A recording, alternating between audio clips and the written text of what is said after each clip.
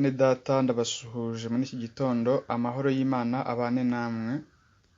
Dukomeje kwigana igitabo cy'inama ku mirire n'ibyo kurya, ngira ngo abo turi kumwe murabizi ko turi ku gice cya 22, igice kitubwira ibigendanye na poroteyine. Twasoje rero umugabane wa mbere, uyu munsi tugiye gutangira umugabane wa kabiri uvuga by'umwihariko ku magi. Turareba ingingo ebyiri gusa. Iya mbere iravuga ngo gukoresha amagi bizagenda birushaho guteza akaga. Ingingo ya kabiri iravuga ngo ntakwiriye gushyirwa mu cyiciro kimwe n'inyama. Umuhanuzi ku kagingo ka 625 aravuga ngo abana mu bihugu bishya cyangwa mu ntara zikennye, ahadakunda kuboneka imbuto n'ibinyamavuta, ntibagomba kugirwa inama yo kureka gukoresha amata n'amagi mu mirire yabo. Ni iby'ukuri ko abantu babyibushye cyane kandi buzuwemo n'ibyifuzo bya kinyamaswa bakeneye kureka gukoresha ibyo kurya bikabura umubiri, by'umwihariko mu miryango irimo abana bamenyereye kubona ibyo bifuza byose. Iyo miryango ikwiriye kwirinda gukoresha amagi. Ariko ku bantu bafite amaraso make, cyane cyane igihe badashobora kubona indyo ifite ibyangombwa bakeneye, abo ntibakwiriye kureka burundu gukoresha amata n'amagi.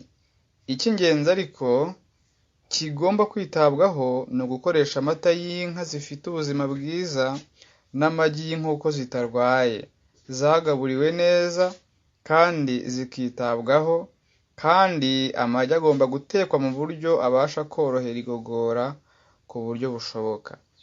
Ivugurura ry'imirire rigomba kugenda rihishurirwa abantu. Uko indwara z'amatungo zigenda ziyongera, gukoresha amata n'amagi bizagenda birushaho guteza abantu akaga. Hakenewe imbaraga rero mu gushaka ibyo kubisimbura bifitiye umubiri akamaro kandi bidahenze.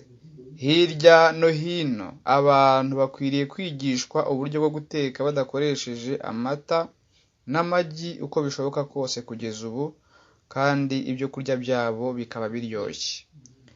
Nubwo bimeze bityo, ingingo yindi iravuga ngo ntabwo akwiriye gushyirwa mu cyiciro kimwe n'inyama. Amata, amagi n'amavuta y'inka ntibikwiriye gushyirwa mu cyiciro kimwe n'inyama.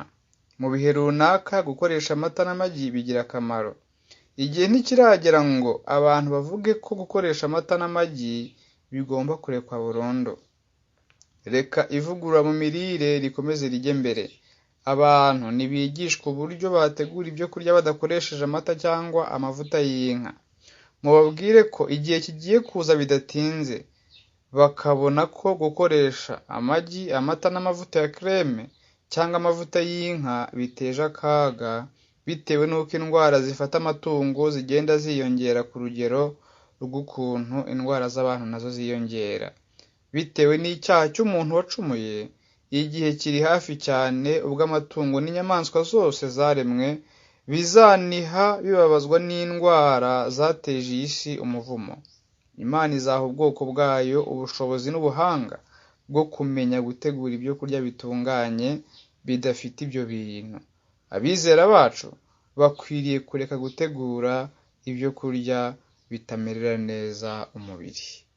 Rero reka dusubikire ahangaha uyu munsi. Imana y'amahoro ibahe umugisha. Mugire isabato nziza.